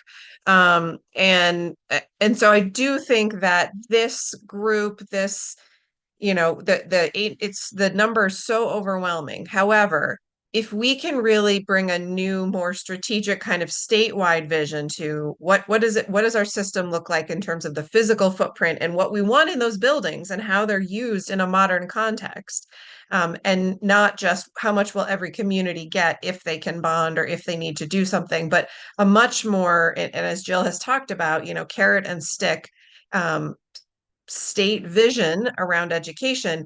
It's not going to change anything overnight or in the short term, but if we can really just lay out a solid program, and I think we have some great work use from Rhode Island that's building on Massachusetts, that we just have some really good work out there that we don't have to recreate the wheel. If we can build a solid program and we can have a success story here and there, I think that's going to be part of the slow road to some momentum of, if we can, maybe there is some new way of organizing around a middle school.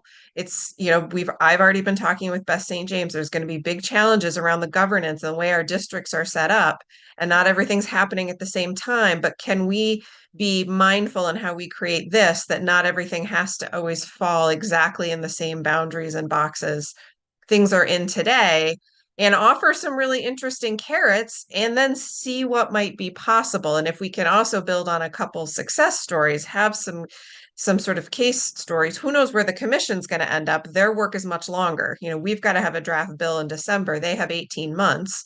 Maybe we will be a, more regional system within a few years, but we could lay the groundwork for some of that to start happening. I guess for me, that's the sort of exciting and hopeful part of this, even though it's very daunting and there's multiple layers of challenges here that intersect with each other. It sort of feels like there's also a collective, well, let's just try some new things, because we're there. Doing the same old isn't working, and the physical footprint of our system is likely not sustainable. How we're going to move towards it, going to be hard, but it does feel like there's some collective energy around that. Jill? Hey, Erin, I know you said we're moving on to scheduling, but not yet. No, we have a few more minutes. So I just want to kind of bring us together on the content before we go into logistics. Yeah, and so I do think that one thing that's really important that I keep reminding myself as I start getting overwhelmed, and I remind my team as we start getting overwhelmed, when we look at the brief of Act 149, it's like, wow, that's a lot to do, right? And I think what I am trying to be mindful of is we have the task of proposing the legislation that will be the framework, right? So the decisions that we need to make, in my mind, the way I'm breaking them out, and there's a lot for us to do and consider, is we need to make decisions about the governance structure of a state construction aid program. And we have models. We don't need to reinvent wheels here. We have models. We need to make decisions around eligibility criteria. And those could be philosophical, or they could be literally, thou shalt not receive dollars unless you have X, Y, and Z. We need to make decisions about what are the strings attached to these dollars? What is the compliance and oversight? And again, they could be framework, or they could be, you will have a 3% maintenance and operations budget, for X number of years if we give you dollars, right? That's what other states do, and they have mechanism. Again, we can borrow homework, as I like to say.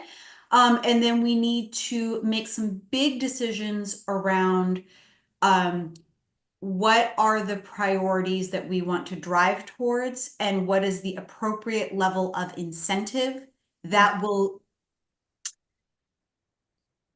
encourage communities to drive towards those same goals, right? And those are questions, like when I'm out talking to schools, I literally ask them, what is the incentive?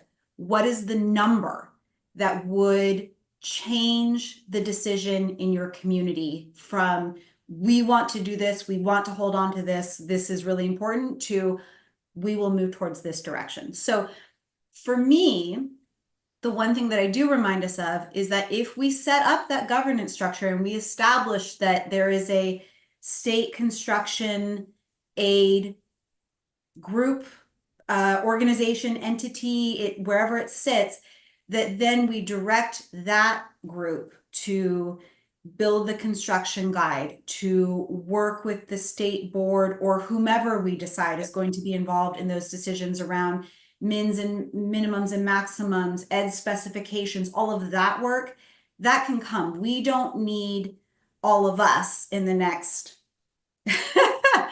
5 months to build out all of that nitty-gritty. It's just the framework that will allow the work to move forward. So I do remind myself of that, because it does get really overwhelming, and particularly when we're thinking about all of the complexities and the opportunities that we have, right? The ways that we can use state construction aid to potentially drive economic opportunities into, I think about like rural revitalization, right? And what is the role that schools play, or potentially what is the roles that school buildings can play in playing a different role in their community, right? Those are assets. That gets very complex, but I do kind of try to narrow down what is our work product at the end of this, knowing that there's more to come. And then that way I don't want to go like lay down on the ground and give up. Something that happens on a not infrequent basis.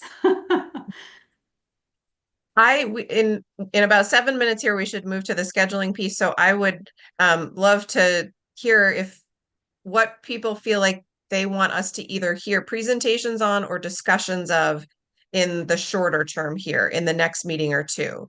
And I will answer my own question first and say I've already talked to Beth about, as she indicated, we might need a quick review primer of the different types of governance when we talk about our systems and SU and SD, just what that means.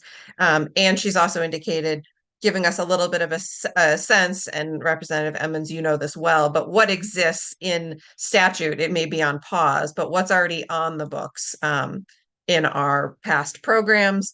And then the third piece, I think that would be helpful for us all to have, most of us are pretty familiar with the Rhode Island program if you're on one of the ed committees, because we've spent a lot of time looking at that program because they had a lot of similarities to us. They had a moratorium, they have a huge backlog, they have declining enrollment. They do have the massive difference of being much more compact.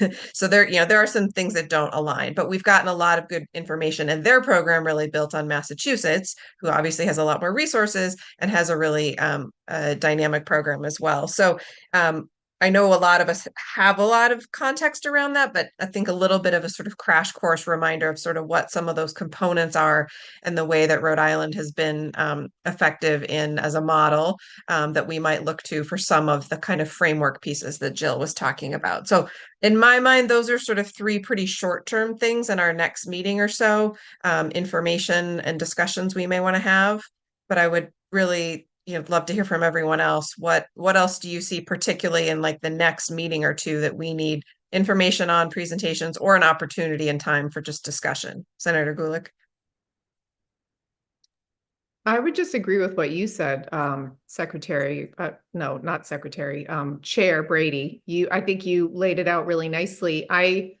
Bob Norris, I don't mean to call you out, but I feel badly because you're not on an ed committee, you're not on institutions, and you haven't been involved in this. So I wanted to just say, if you need any kind of a history or if you need any help, just let us know, because I feel like this is a lot to take in.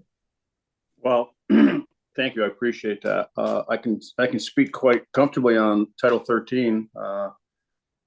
Any of those VSA statutes and along with GovOps, but such as Aaron was saying, as much background, I guess, that could be offered would be very helpful for me. I don't sit on educational committees, and I do think that this is somewhat overwhelming and a daunting task when we look at the figures and so on and so forth. And I was looking at the population of Rhode Island, Massachusetts versus the population of Vermont. Yep. And there's a lot to take into consideration here. So yes, I do appreciate that. And anything that I could receive in reference to what you've already been through. I don't want to have everybody go through the same thing, but if we just like send it via email or whatever else, that would be helpful for me. Yes. Right. And I would certainly point people, I went back and rewatched our own joint hearing. Senate Ed and House Ed did a hearing when we got some information from Rhode Island and kind of a walkthrough of their program. I went back, it was helpful for me to re-listen to it. That link was in the documents that we sent, and it is a pretty good grounding he talks fast, he's from Rhode Island, but Mario, but good grounding of what their system is, how they got there, and some of the things to think about, and even some of the problems they've run into. Oh, I lost track of hands a little bit, but I think I saw Representative Taylor and then Senator Weeks. Thank you. I want to make sure that we are, one of my priorities really is focusing on Act 72 and how it relates to how we're going to fund school construction, and some of the tie-ins to make sure that we don't get into this situation again in another 25, 30 years. So I'd really like to maybe have a discussion a little bit more about that and find out what parts of that we really need to focus on to make sure that it's solidified in what we're doing. Aaron, can I offer that we could do a presentation on both Act 72 and district quality standards? Because Act 72 sort of sets the framework. District quality standards is the actual accountability that we're aiming for. So yeah, we could certainly do that presentation. Okay, I'm jotting that down. Great, thank you. Senator Weeks? Actually, I think Jill had her hand up before me, and I'll pause for a moment. You want me to go? Okay. So just a quick comment. At some point, maybe in the first few months of this working group's existence, we might want to have earmark a little bit of time to have a joint session with the commission so that we understand where some of their priorities are versus our priorities, and we at least synergize. And that's it. Doesn't require a lot of time, just something at 20,000 foot. No, and that's part of our, I think, definitely part of our charge, and a little bit of sort of seeing who's on what schedule here.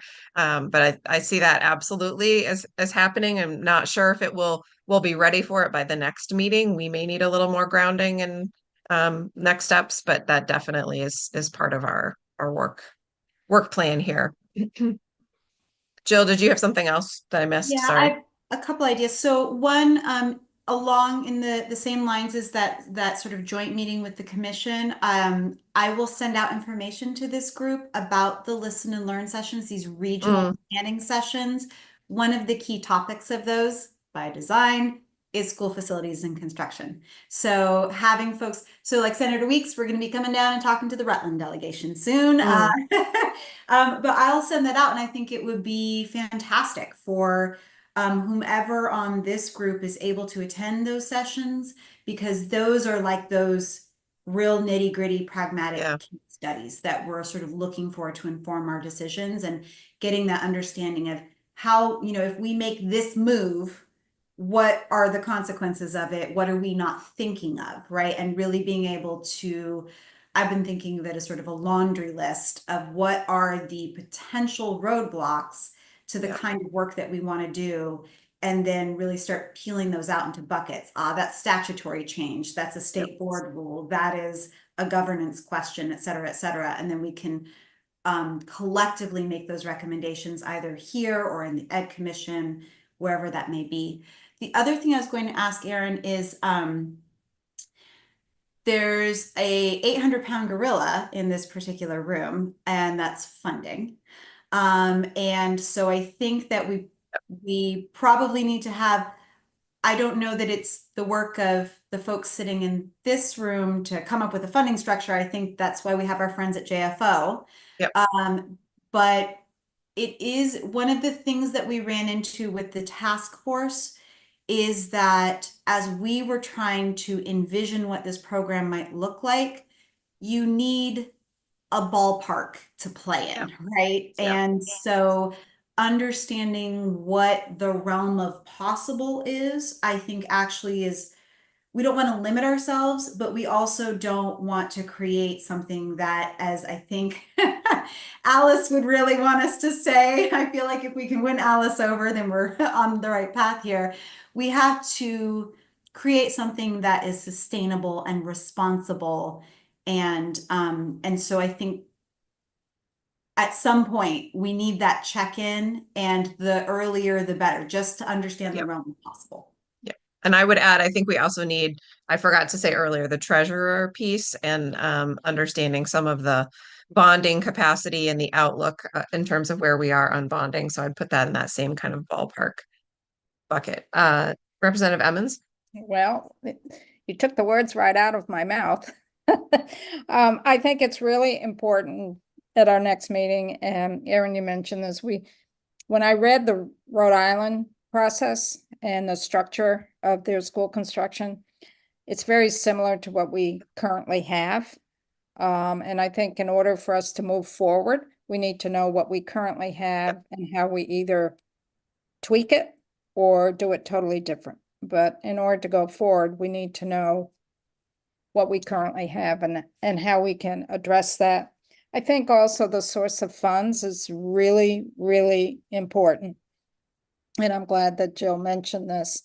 JFO might be important to have at our next meeting because they could really lay out the structures of that. And I agree having the treasurer as well, because if you get into bonding, that's going to open up a whole issue of what our capacity is in the state to take in bonding. I think the one thing that we really, really need to think about is the sustainability of the system and the funding of it. But also, I think we have to be cognizant we're not going to be putting out any false hope.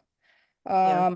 And it's false hope to our districts and our schools, thinking, oh, we got $100 million. The state can give us 40 million of that. And that's not going to be realistic. And I think it's also looking at our colleagues and what their expectations are. And again, not feeding into some false hopes. And I would just caution on that. But I think the direction we're headed in, what we're looking at in the discussion is very positive. And I don't want to be a stick in the mud. I want to move forward, but I want us to understand what we have in place now and what failed and what worked. Yep. So it looks like then our next meeting would be pretty heavy on background and information and presentations, but we'll try to, do discussion or questions in between so everybody's able to digest things. But if we're really digging into what our Vermont school system structure is, what exists in statute, what is happening in terms of district quality standards and some of the levers that exist at AOE now, and then the finance side of things, what kind of how much money would you be able, what could you do with what, based on what we can get from JFO and the treasurer. And then I in my mind, maybe by the end of the next meeting, we could start to narrow down sort of the order we want to take on the big decisions. I'm sure there will be more information we will need to get as we go along as well. But then hopefully by the end of the next meeting, which could be a longer, probably more than a 2-hour meeting, that we could start to look at, okay, we're going to tackle governance first, or we're going to tackle priorities first, and really kind of our work plan around making those decisions.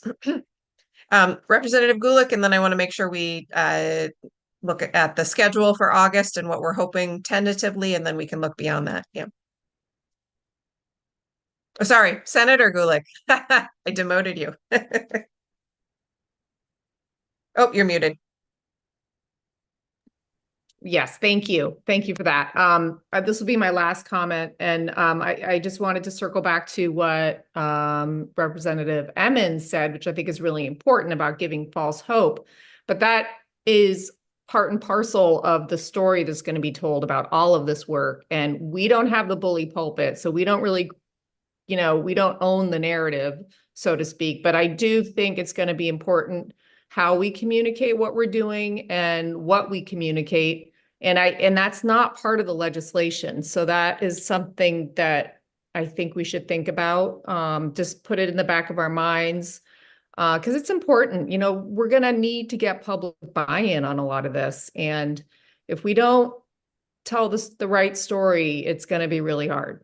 So just all of us can be thinking about that moving forward. Yes, thank you. So I believe in the emails that went around, and from here on out, Meg will be staffing us she's on vacation right now. So huge thanks to Mike for stepping in today. But Meg will be our sort of staff assistant for this work on the legislative side. And we're fortunate having Annie, who was a committee assistant for education, is now at AOE. So she sort of knows both sides of things now and is helpful in some of our logistics. We had looked at particularly some of the AOE schedules that are really, really hard, that you folks are so busy. Wednesday, August 14th, for an in-person meeting. Always there will be a remote option, but for those of us that can make it to Montpelier, a Wednesday, August 14th longer meeting. And I'm going to ask Jill or Annie to help me. Did we talk about 10 to 2? Did we name an exact time frame, and also what folks here are feeling like is reasonable, knowing some people have to drive farther than others? if you're coming in We're person. holding- Yeah. On the AOE side, we're currently holding 10 to 2, but there Okay. is time afterwards if you want to push that later. Okay. I I would recommend full days. Okay. Some of us have long trips. Yeah. And it just is a committee like this is really different than a standing committee, because Yeah. in a standing committee, you have the continuity of every day. Yeah. And I would really recommend a full day, and that really helps us dig down deeper, and then it's easier to pick it up in the next meeting, which is a few weeks or a month later. So when you say a full day in this context, are we saying like a 10 to 4? Not what do you envision? At least a 10 to 2, at least a 10 to 3. 10 to 3? Okay. Yeah. And Because then it's harder in the morning to get started a little bit earlier because of the commute time for folks, but Yep. Usually they go around 10 to 3. Okay. And I think, even if we're just down to legislators in the last hour, that might be, we might be at a place where we need to make some decisions and do planning for the next meeting. So knowing we might not be able to have Jill or some folks for more than 4 hours, I think we can make that work. So we would, it sounds like 10 to 3 on August 14th. We'll be in person in Montpelier. I'll circle back with Meg and we'll get that all set up. And we have quite a bit of sort of information and presentations already in the queue for that meeting. So watch your email for the agenda and probably for some more further resources and prep materials potentially. Mike, do you want to close us out with a reminder for legislators here on how to do the per diem for today, or what to expect for those other meetings when we're in person? Sure. So Thank you.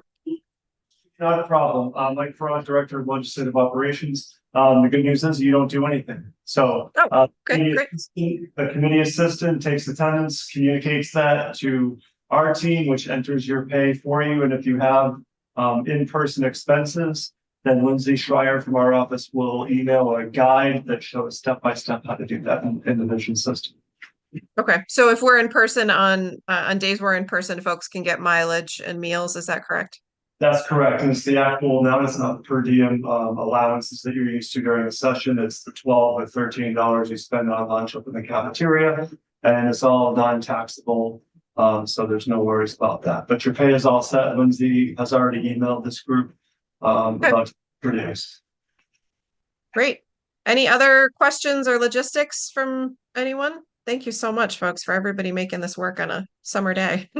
Aaron, do you want us to? Representative Reagan, I'm looking at the room 10 calendar and it's available that day, August 14th. You want me to try to reserve it right now for you? That'd be great. Yeah.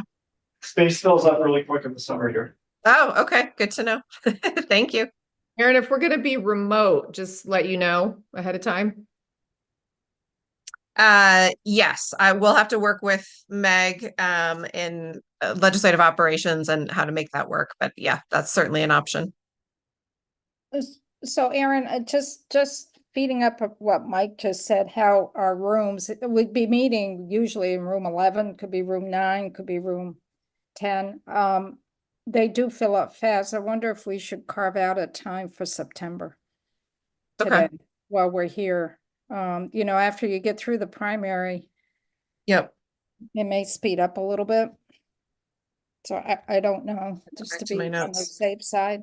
We also do doodle polls as well. Yes, and we could do it that way. I will admittedly, I am a full-time high school teacher come about a week and a half from now. So and Chris is in school. Several, I know people have jobs. So, there are a variety of schedules that will get more challenging. I know I will have to miss school a bit, but I'm trying to be as mindful of missing as little classroom time as possible around the schedule. And also knowing, having looked at Jill's schedule a bit already and how busy that is, we had looked towards the end of September to find an opening. Would folks rather do a doodle poll or sort of hash it out here? If I could request, could we do a doodle poll? And the only reason is that you're absolutely right. My schedule is terrible, getting worse. Yeah. And so I'm gonna rely on Annie to tell me Okay. where I'm supposed to be on any given day. Okay. Okay. And I know Um, Annie and I already looked at it and it was bad. So I'll Yeah. work with Annie. I'll work with Annie Okay. and we'll set up a Give me doodle some poll. Yeah. options. This is obviously a key priority for Yep. me and my team. We will figure it out. Okay. But I think doing it on the fly right now, I don't want to commit to something that I then have to back away from. So Okay. are we looking, when you said the end of September, you sort of looking like the week of the 23rd, the week of the 30th, the week of the 6th? Probably. I know if I'm remembering right, there's a Jill and Bob have some travel and some Yeah, I would conferences right almost around say then. earlier Yeah. in September, actually, Erin. I would rather try to Okay. carve out the time there. We'll Okay. I think we'll huddle up because the end of September is actually even getting worse. Even worse. Okay. All right. So that would be the week of the 9th or the week of the 16th, I think so, yeah. thing like that. Yeah. Okay, just so that it's a little heads up. Yeah, Nothing precludes us from getting together in smaller groups, right? To do some work in between. as long as we don't have a quorum, Right. you know, or if people are having discussions or, you know, there's certainly a lot of helpful, you know, I talked to Chair Emmons to start to get some of the background there. You know, so if there are meetings that are helpful, that there was that long list of shall consult, you know, if people are taking on some of that individually and want to report back, that we can certainly do that. That's great. And that's helpful. And we are a fairly small group in terms of being able to bounce emails with each other too, I think, about what people are doing or who they've talked to that might have some information that's useful to us. But I will make sure we get a doodle poll out in the next day or two about upcoming dates, maybe the next 2 meetings. All right. Anything else before we sign off? Great. Thank you. This was good. This was good. Thank you, folks. Thanks, Mike.